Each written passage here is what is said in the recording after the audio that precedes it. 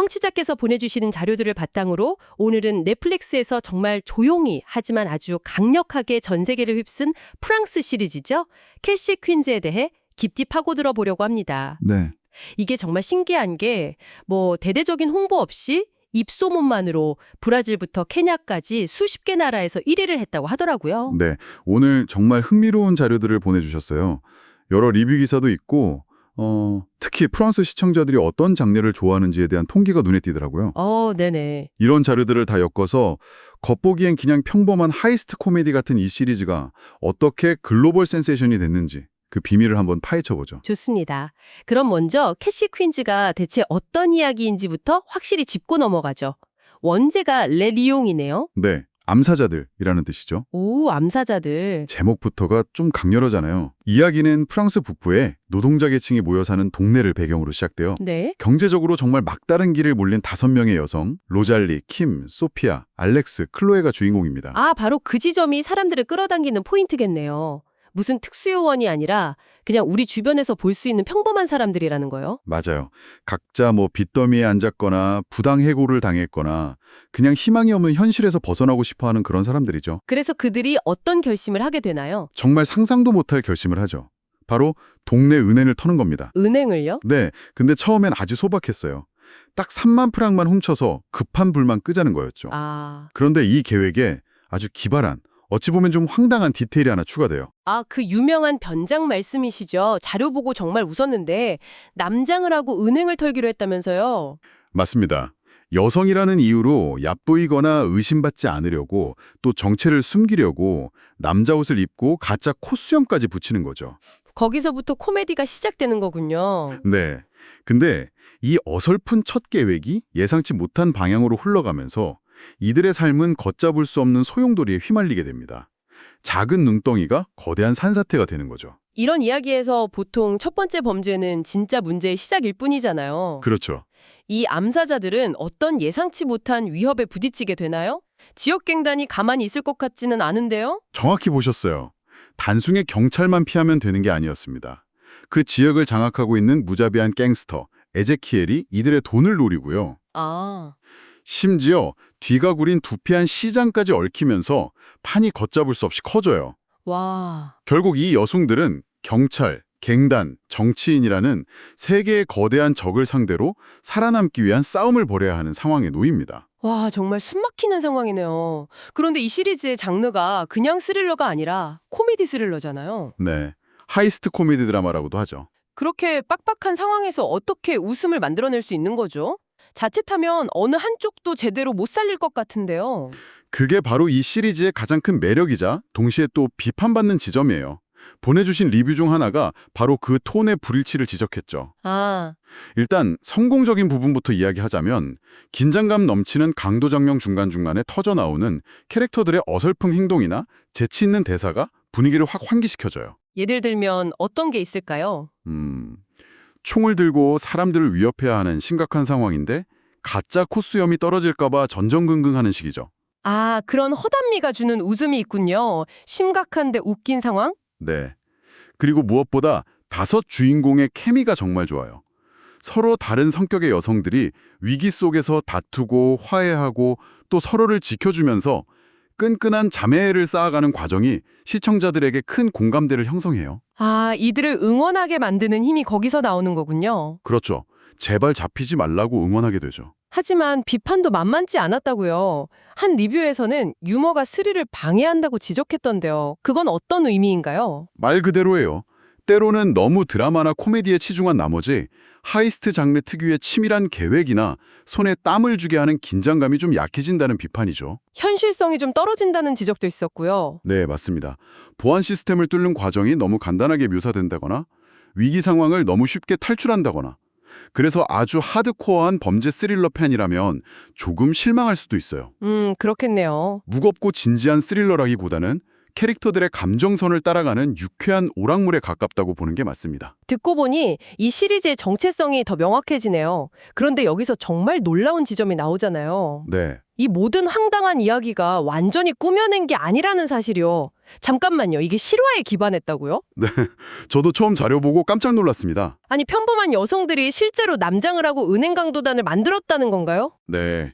캐시 퀸즈는 1989년 프랑스 남부에서 실제로 활동했던 아마존 갱단이라는 여성 5인조 은행 강도단 사건에서 영감을 얻었어요. 와, 아마존 갱단? 이들이 실제로 7개의 은행을 털었고 당시 프랑스 사회에 엄청난 충격을 줬다고 해요. 와, 현실이 드라마보다 더 드라마틱하네요.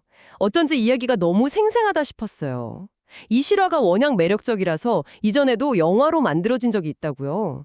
맞습니다. 이 이야기는 프랑스 창작자들에게 꾸준히 영감을 줬어요. 1994년에는 레 브라퀴즈라는 코미디 영화로 만들어졌고요. 2025년에는 굴복하지 않는 사람들이라는 제목으로 또 다른 영화가 제작됐을 정도예요. 그만큼 강력한 실화라는 거군요. 네. 시대가 변해도 사람들의 마음을 사로잡는 힘이 있는 거죠. 그렇군요. 이 쇼가 전 세계적으로 히트했지만 특히 본국인 프랑스에서는 그야말로 대박을 쳤다고 들었어요. 넷플릭스 1위를 차지했으니까요. 네. 프랑스 사람들이 유독 이 이야기에 열광한 특별한 이유가 있을까요? 뭐 배우나 마케팅 때문이었을까요? 물론 그런 요인도 있겠지만 보내주신 자료 안에 훨씬 더 흥미로운 단서가 숨어 있어요. 어떤 거죠? 2025년 프랑스 선호 콘텐츠 장래 통계 자료를 한번 보세요. 이걸 보면 캐시 퀸즐은 마치 프랑스 시장을 겨냥해서 연구실에서 정교하게 만들어진 히트 상품 같아요. 어디 볼까요? 와, 이거 정말 놀라운데요. 2025년 프랑스 시청자들이 가장 선호하는 장르 2위가 코미디 62%고요. 네, 3위가 스릴러, 미스테리, 범죄 47%네요. 캐시 퀸즈는 정확히 그 두 장르의 교차점이 있잖아요. 그렇죠. 이건 거의 성공 공식 수준이죠. 거의 부정행위처럼 느껴질 정도예요. 와, 자료 분석에 따르면 프랑스 시청자들은 코미디를 통해 일상의 스트레스를 풀고 싶어하는 욕구가 아주 강하고 동시에 스릴러가 주는 서스펜스와 긴장감에도 열광하는 경향이 있거든요. 그 두 가지를 완벽하게 합쳐놓은 거군요. 네, 이 두 가지 상반된 욕구를 하나의 패키지로 완벽하게 제공한 겁니다. 그러니 프랑스에서 폭발적인 반응을 얻은 건 어찌 보면 당연한 결과였던 셈이죠. 정말 흥미로운 분석이네요. 단순히 재미있어서가 아니라 문화적인 선호도와 정확히 맞아떨어졌다는 거군요. 바로 그거죠. 그렇다면 이쯤에서 한 걸음 더 들어가 보죠. 이 쇼가 그냥 웃기고 긴장감 넘치는 범죄 오락물이기만 할까요? 아니면 그 이상의 메시지를 담고 있을까요? 네, 바로 그 지점이 이슈를 단순한 킬링타임용 콘텐츠 이상으로 만들어주는 핵심입니다. 시리즈는 이 여성들의 범죄 행각을 흥미 위주로 전시하는 데 그치지 않아요. 대신 왜 이들이 이런 극단적인 선택을 하게 되었는가라는 질문을 끈질기게 던지죠. 아, 그 근본적인 원인을 파고드는군요. 네, 가난, 끝없는 빚, 성차별적인 직장 문화, 그리고 평범한 사람들을 벼랑 끝으로 내모는 사회 시스템의 실패 같은 꽤 무거운 주제들을 정면으로 다룹니다. 그러니까 시청자들이 주인공들의 범죄를 보면서 통쾌함을 느끼는 동시에 그들의 절박한 상황에 깊이 공감하게 만든다는 거군요. 정확합니다. 나라도 저 상황이었으면 어땠을까 하는 생각을 하게 만드는 거죠. 네, 그래서 이슈는 캐릭터 중심의 서사가 아주 강해요. 각 인물이 가진 사연, 예를 들어 홀로 아이를 키우는 엄마, 능력을 인정받지 못하는 직장인, 가족의 빚을 떠안은 딸 같은 이야기에 시청자들이 감정적으로 이입하게 되죠. 그 결과 이들은 단순한 은행 강도가 아니라 부조리한 시스템에 맞서 자신과 가족을 지키려는 투사처럼 보이게 됩니다. 이 공감대 형성이 바로 캐시 퀸즈가 가진 가장 큰 무기라고 할 수 있어요. 자, 그럼 이제부터는 스포일러 경고를 좀 해야 할 것 같습니다. 아, 네. 시리즈의 결말에 대한 내용이 포함되니 아직 보지 않으신 분들은 잠시 멈추셨다가 나중에 들어주시기 바랍니다. 마지막에 정말 충격적이고 엄청난 여운을 남긴다고 들었어요. 네, 전형적인 클리프행어로 끝납니다. 해결된 것보다 앞으로 벌어질 일이 더 많다는 느낌을 주죠. 아, 마지막에 이들은 모든 것을 걸고 국외로 탈출하려는 마지막 한탕을 계획하는데 이 과정에서 모든 것이 어긋나기 시작해요. 듣기만 해도 불안한데요. 팀원들은 어떻게 되나요? 우선 팀의 행동대장격이었던 알렉스가 총에 맞아서 쓰러집니다. 아, 그리고 리더인 로잘리는 다른 동료들을 탈출시키기 위해 스스로 미끼가 되어 경찰에 쫓기다가 막다른 길에 몰리죠. 그래서요? 그녀가 총에 맞았는지 체포되었는지 아니면 탈출했는지 아무것도 보여주지 않고 끝나버려요. 생사가 완전히 불분명한 상태로요. 정말 애타는 결말이네요. 그래도 뭔가 속 시원하게 해결된 부분도 있겠죠. 그 부패한 시장은 어떻게 됐나요? 그나마 다행인 부분이죠. 팀의 브레인인 클로에의 기지로 부패한 시장의 모든 비리가 담긴 증거가 선거 승리 연설 바로 그 순간에 만천하에 공개돼요. 와. 시장은 환호하는 지지자들 앞에서 수갑을 차고 체포됩니다. 이 장면은 정말 통쾌하죠. 네, 그건 정말 다행이네요. 하지만 동시에 새로운 위협의 씨앗도 뿌려집니다. 새로운 위협이라면요? 팀원 중 한 명인 소피아의 전남편, 퀄리드라는 인물이 있어요. 그는 감옥에 있었는데 아내가 은행 강도단의 일원이라는 사실을 알게 되고 마지막 장면에 그가 다시 마르세유로 돌아오는 모습이 나옵니다. 아, 시즌2를 위한 복선이군요. 그렇죠. 아주 중요한 악역이 될 거라는 암시죠. 끝난 게 아니군요. 그런데 거기서 끝이 아니라고 들었어요. 더 충격적인 사고가 있었다면서요? 네, 그게 아마 가장 충격적인 장면일 거예요. 소피아의 동생이자 클로에와 연인 관계로 발전한 말리크. 이 두 사람이 함께 차를 타고 국경을 향해 달려가던 중에 아주 끔찍한 대형 교통사고를 당합니다. 네. 차가 완전히 박살이 나는데 이들의 생사 역시 알 수 없는 상태로 시즌1이 막을 내립니다. 와, 정말 모든 걸 열어놓고 끝냈네요. 이건 뭐 시즌2를 만들지 않으면 안 될 정도로 궁금증을 유발하는 결말인데요. 그렇죠. 팬들이 정말 애타겠어요. 모든 것을 걸었던 이들의 마지막 도박이 과연 성공이었는지 실패였는지 전혀 알 수 없게 만들면서 다음 시즌에 대한 기대감을 최고조로 끌어올리는 거죠. 아주 영리한 마무리 방식이라고 할 수 있겠네요. 네, 자, 그럼 오늘 이야기를 한번 정리해보죠.